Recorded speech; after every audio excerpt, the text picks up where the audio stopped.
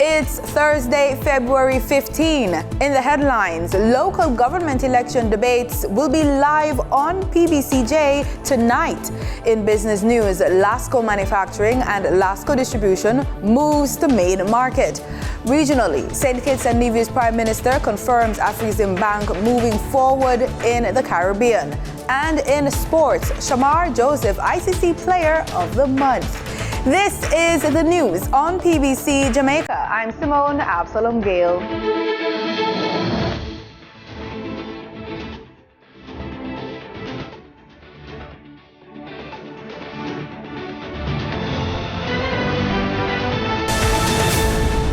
Jamaica's parliamentary year was officially opened today, February 15, at George William Gordon House. The event saw members of the ruling Jamaica Labour Party and the opposition People's National Party marching from opposite ends of Duke Street in downtown Kingston before making their way into the chamber. His Excellency, the Most Honourable Sir Patrick Allen, Governor-General of Jamaica, delivered the throne speech outlining the government's legislative agenda for the upcoming parliamentary year. As we seek to improve our productivity and expand service delivery, we must look closely at our human resources. In this regard, the government has provided over 2,500 posts for physicians to expand primary health care, increase service quality, as well as eliminate employment by contract and provide better working arrangements. The poor relief departments continue to assist with housing repairs and provide other assistance to the registered poor. The government is also investing in the Jamaica Fire Brigade. 2 ladder units will be procured to fight fires in high-rise buildings. This year's event saw a full slate of invitees, parliamentarians and their guests, state officials, custodies, mayors, and members of the diplomatic corps. Candidates from the nation's 2 main political parties are set to participate in 2 political debates ahead of the February 26 local government elections. The first is set for Thursday, February 15. Live broadcast will be provided by the PBCJ and its social media platforms. The debates are to go for 90 minutes between the Jamaica Labour Party and the People's National Party, beginning at 9 p.m. On its provisional list in the first debate, the JLP has Senator Charles Sinclair, Richard Perry, and Venetia Phillips. Senator Delroy Williams, Richard Vernon, and either Whitney Smith Curry or Tanya Lee Williams are expected to participate in the second debate. Meanwhile, PMP Representative Colin Campbell says the team being fielded by the opposition party will embody youth. Head of the Jamaica Debates Commission, Brian Schmidt, and Vice Chairman said that the first debate will focus on local government policy and how it affects Jamaicans.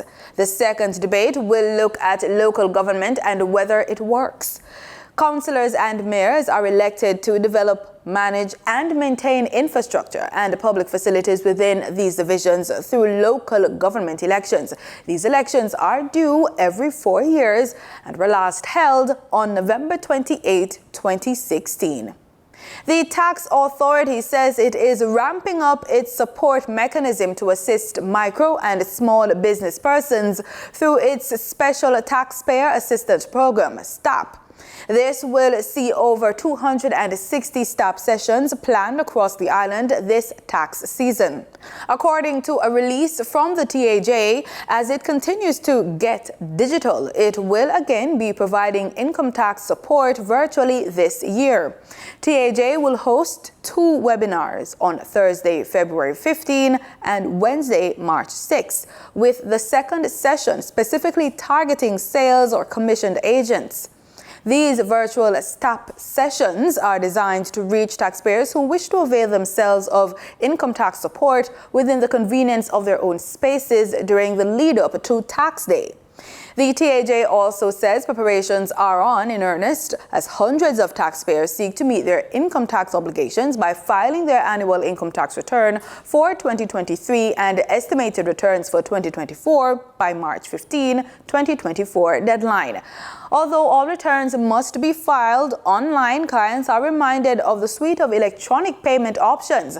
These include the TAJ Direct Funds Transfer Service for business-related tax payments from a customer's bank to TAJ's bank accounts. Additionally, customers can make payments via the tax authority's website, that's www.jamaicatax.gov.jm, using a credit card or other banking card with credit card features, or using the Scotiabank's electronic funds transfer via TAJ's website. Amidst ongoing concerns, the Jamaica Teachers Association persists in drawing attention to the inadequacies in educational resources available for children across the island. Leading the charge is Association President Leighton Johnson. Danita Rodney has this story. The Jamaica Teachers Association is continuing to highlight the lack of adequate resources provided to members of the association. Speaking at the JTA's 60th anniversary media launch in Kingston on Tuesday, JTA President Leighton Johnson, in advocating, called for improvement to the work environment. We continue to call for the improvement of the work environment of our teachers. And as past President Nadine Malloy says, the working environment of the teacher is the learning environment of our students. The Jamaica Teachers Association believes firmly in this. He continued saying the association has faced its fair share of complexities over the past 6 decades, one of which is the funding arrangement for schools. We will continue to ensure that the Ministry of Education as well as the Ministry of Finance does not forget this. We ask at this juncture, ladies and gentlemen, that the Ministry of Education currently takes a look at a document that is seated at the Ministry of Education, a document that was compiled by the Principals Association and the Ecumenical Group on the cost to fully fund a child from the early childhood level all the way up to the secondary level. Ladies and gentlemen, this work was done by able educators within our jurisdiction. The ministry has this information. We ask that they pay attention to it and change their approach to the funding arrangements for our schools. Mr. Johnson also said that the association will be monitoring policy reforms. We will continue to monitor the process and the progress of policy reform to ensure no teacher is disenfranchised or made criminals of, and that these policies are actually geared at advancing education and not to retard our process. Reporting for the news on PBCJ, I'm Danita Rodney. Kicks for Kids is an innovative and transformative non-profit youth and family service organization established in 2015 to give brand new sneakers to children who would otherwise not be able to access them. But that's not all this organization does. The man behind the movement, Khalil Monroe, says giving back should be a norm, and it's a belief he learned through the actions of his mother.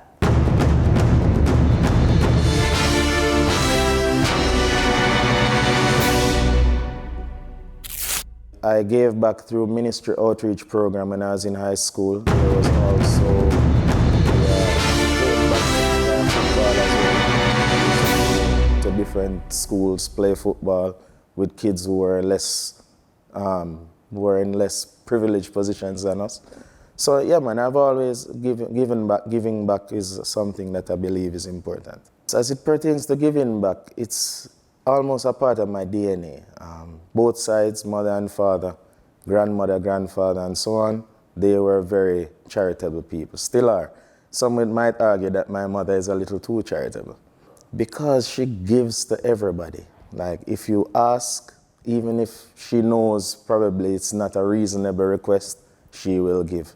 And she says the Lord has put her in a particular position, so she's comfortable giving as she will receive it 100-fold. He says a series of events resulted in the idea of his NGO Kicks for Kids. In 2012, I was with my mother, the charitable one. We were up at Mount Tabor, Missionaries of the Poor. So, backstory, my grandmother, blessed memory, was a Catholic. And my mother wanted to get back in touch with that side of her. So we went up to Mount Tabor to see how the missionaries were living and so on. So while we were there, they said, we have a children's home. So me and my mother were taken aback. What do you mean you have a children's home? They said, yeah, there's a children's home on the property. It's down on the flat. And what moved me the most was a story that they told about how they find children. So they were telling me a particular story, where they heard some noises on North Street where their head office is. And when they went to look, there was a child in the rubbish skip that was about to be eaten by rats. And he was living at the home. So, one of the things that I respect most about Father Holang is that he follows his sensibilities to their logical conclusions, which is to say, if you don't want the children to be thrown away, bring them to me. I will take care of them. So I have a lot of respect for him where that is concerned, even though I may not agree with everything that he says. And they have rescued countless children like that. People just come and leave children on their doorstep because they may have certain physical disabilities, or they may say, boy, this child not going to come to nothing, and they just leave them there. And they take them up. Because, for example, the kids at the home that I'm telling you about, many of them are my age, but they have the cognitive abilities of less than 6 months old. So you have to take care of them for their entire lives. So from that now, I was like, I have to do something. So what I did to help them. So initially I sold tickets to a Jamaica Junior Theatre play. I made a few dollars from that. And then I bought some things. And then I said, I need to do more. So I said, what can I do that I like to do that I believe people would support me with? And I said, let me try to host a football competition. And then the first one I had was in June 2012. And we've been having them undisturbed sans COVID, because, we couldn't have public events during COVID. So the organization's main fundraising event is a football tournament.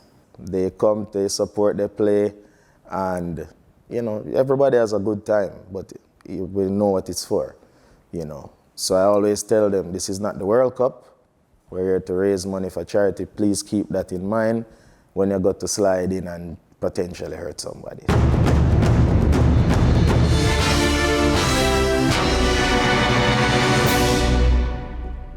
Time now for the business report with Denise Williams.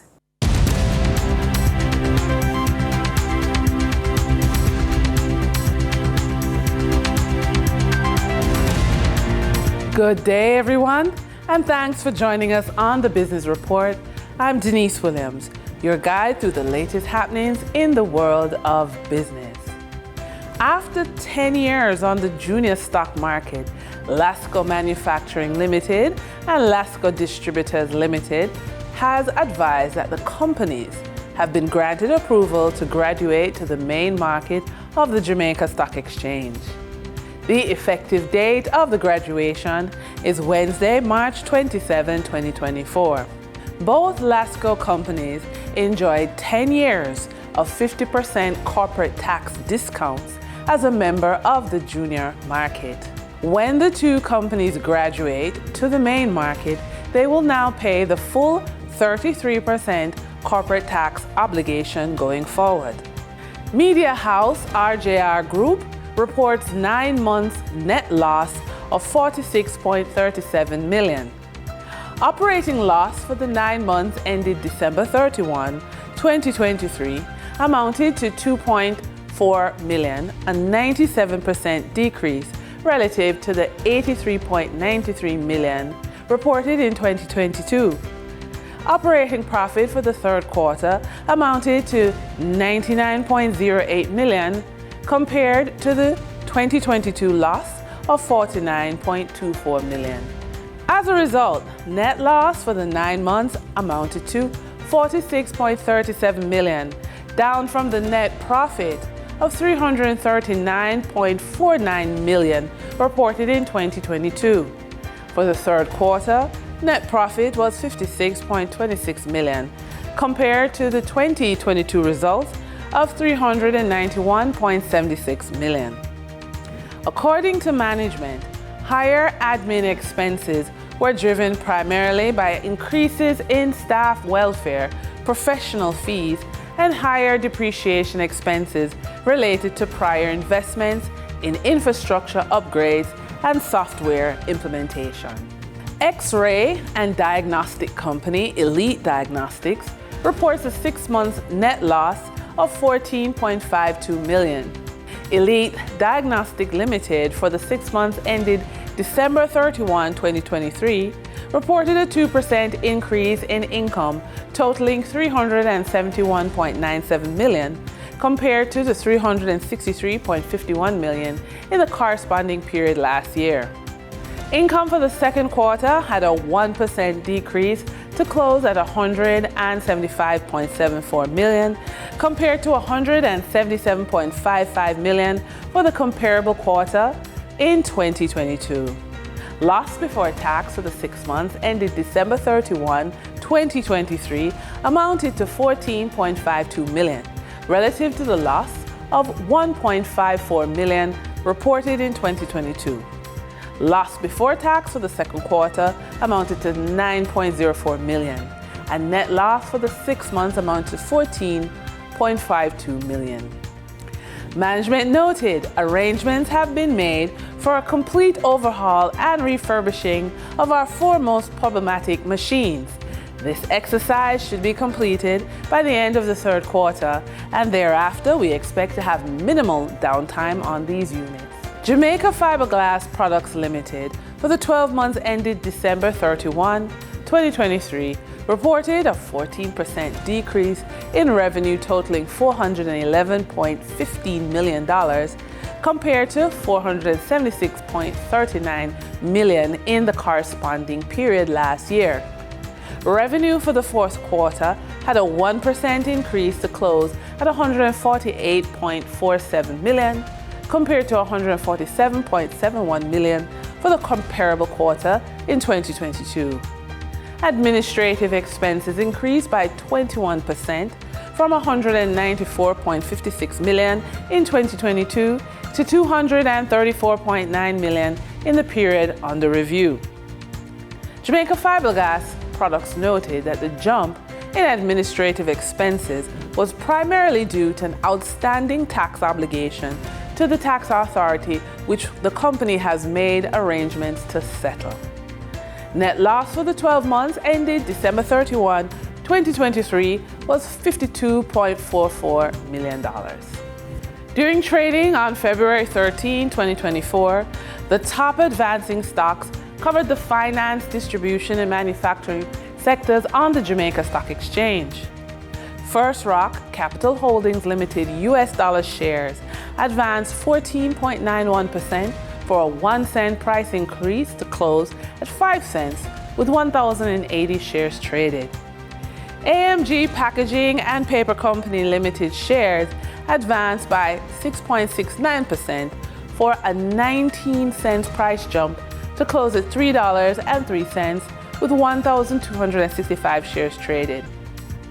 Paramount Trading Jamaica Limited shares advanced 5.71% for an 8 cent jump to close at $1.48 with 7,800 shares traded.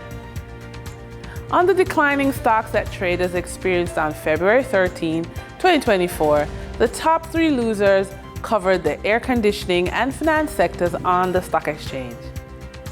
CAC 2000 Limited declined by 15.08% for a 68 cents decline to close at $3.83 with 526 shares traded.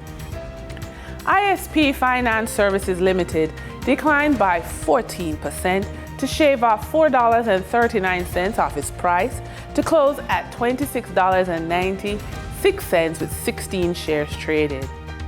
Sterling Investments Limited US dollar shares declined by 12.5% to close at 2 cents with 3,066 shares traded. Trading activity on the first-tier market of the Trinidad and Tobago stock market for February 14, 2024 registered a volume of 22,520 shares, crossing the floor of the exchange valued at 210,000 TT dollars. Massey Holdings was the volume leader with 8,480 shares, changing hands for a value of $36,870.74 TT dollars, followed by the West Indian Tobacco Company Limited with a volume of 3,430 shares being traded for $30,762.50 TT dollars. Moving from the money moves of investors, executives, and companies, we turn to the Forex market.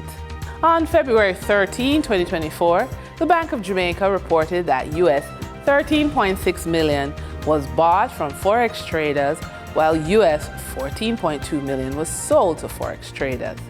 Buying directly from the Bank of Jamaica, foreign currency traders sold the US for $157.42 and bought US dollars for $155.76. The difference between the buy and sell rate was $1.66, which represents a profit for Forex traders for every US dollar traded. Canadian Forex traders earned a trading profit of $7.26 from transactions with the Bank of Jamaica. The Canadian dollar was sold at $110.76 and bought for $118.02. For traders looking at the British pound, they pocketed a profit of $9.40, selling it for $202.54 and buying it for $193.14. For our credit report tip of the day, traditional credit products may be inaccessible to those with poor credit scores, but alternative credit building strategies exist. Secured credit cards, credit builder loans, and becoming an authorized user on a trusted individual's account are viable options for establishing or rebuilding credit. These tools allow individuals to demonstrate creditworthiness and gradually improve their scores over time. And with that, we wrap up today's business report. I'm Denise Williams. Appreciate your company. Stay well informed, stay ahead of the curve. Until our next update, take care. In regional news, St. Kitts and Nevis Prime Minister Dr. Terence Drew confirmed on Wednesday at a cabinet press conference that Afreximbank's involvement in the Caribbean is still in progress. The government of St. Kitts and Nevis had expressed interest in having the bank fund a major developmental fisheries project and was among the early signatories to the Memorandum of Understanding with the bank. On 13 February, Prime Minister Dr. Drew told the media that the process is moving forward. So with respect to the Afreximbank, I had an update this morning. As you know, it's the Evergreen company. They came into St. Kitts, and Afreximbank, of course, had to first move to the region. So they are now established in Barbados. We went ahead and we passed the relevant legislation in Parliament so that they can do business. The other thing is that those who were in the project, had announced the project, they would have returned and met with members from the agricultural sector, and they looked at lands and so forth. And so now they are finalizing their proposal to the government, and I'm expecting that proposal within the next week or two. So they're on the final stages of making the final proposal to the government in terms of scale, in terms of their business setup, and so forth. So I will have news for you, Mr. Bat, by the next press conference in a month's time. They would have completed their project and to the government, and therefore we should see some movement on that. It is believed that Afreximbank could bring additional boosts for developmental projects in the Eastern Caribbean. Glenn Bard reporting for SKN Newsline. Antigua and Barbuda's Prime Minister Gaston Brown will join colleague CARICOM heads of government for their 46th regular conference in Guyana next week. Ursula Charles Jr. reports. Prime Minister the Honorable Gaston Brown is getting ready to join fellow CARICOM heads for their 46th regular conference. Political leaders of the countries in the 15-member Caribbean Community Bloc will gather in Georgetown, Guyana from February 25 through 28. This meeting will have a major significance as work continues to meet the March 30, 2024 deadline set by CARICOM leaders for the free movement of people across the region. CARICOM Secretary General Dr. Carla Barnett has outlined a robust agenda for the heads of government meeting. CARICOM heads of government will focus on issues critical to deepening our regional integration and advancing the community's interests in the global arena. Headlining the agenda of items for deliberation and decision are the CARICOM Single Market and Economy, our work towards free movement of all community nationals, climate change and climate financing. Other major discussion points, she says, will include crime, security and sports. Crime and security, energy, food and nutrition security, preparations for ICC Men's T20 Cricket World Cup, and current and emerging global and hemispheric issues, especially the situation in Haiti. Current chair of CARICOM is Dr. Irfan Ali, President of the Cooperative Republic of Guyana. For ABS News, I am Ursula Charles Jr. While the vessel that caused an oil spill in Tobago has been identified, Chief Secretary Farley Augustine laments there are several unanswered questions. On Wednesday, the Tobago House of Assembly held a media briefing in Scarborough where Mr. Augustine explained that he received word on the findings through a WhatsApp message and a subsequent media release issued by the Trinidad and Tobago Coast Guard. The WhatsApp message I got last night says that they were carrying 5,000 metric tons of fuel. Is that true? The WhatsApp I got last night also said that the owner of this vessel actually is one of those trying to purchase the refinery down in Point 14. Is that true? The WhatsApp I got last night said that the tug is flagged to Tanzania, that tug called Solo Creed, and that the vessel itself is flagged to Cyprus. Is that true? Chief Secretary Augustine questioned why the owners of the vessel have not yet visited Tobago to speak with the cleanup team, the current name of the vessel and the type of quantity of the substance the vessel was carrying. We need those responsible to come clean, and we need those responsible to know that they have to pay for this mess. In sports, we're on the pitch with cricket. West Indies fast bowler Shamar Joseph is the International Cricket Council's Player of the Month for January. The nomination was no surprise after his heroics in the two-match drawn Test series against Australia. In his first Test match at the Adelaide Oval, Joseph scored 36 from 41 balls with the bat, including 3 fours and a 6 in an innings where he took on the formidable Australian pace attack. He then took an impressive 5-wicket haul, including having Steve Smith caught at a slip off his first ever delivery in Test cricket, before claiming the wickets of Magnus Labuschagne, Cameron Green, Mitchell Starc and Nathan Lyon. Building on his success in the first Test, Shamar came back in the second Test at the Gabba Brisbane and took 1 wicket in the first innings and had to retire hurt at the end of day 3 after being hit flush in the toe by a Yorker from Michael Starc while batting. In a serious doubt of being able to take on any further part in the match, day 4 is when Shamar Joseph forever etched his name into the history books. In an incredible spell of 11.5 overs, he took 7 wickets and led the West Indies to their first Test match win in Australia for 27 years, tying the series in the process. Miles Bascombe, Cricket West Indies Director of Cricket, congratulated Shamar on the award, stating, quote, "On behalf of Cricket West Indies, I wish to congratulate Shamar on this award. May it be the first of many in what is hopefully a long career in Maroon." End quote.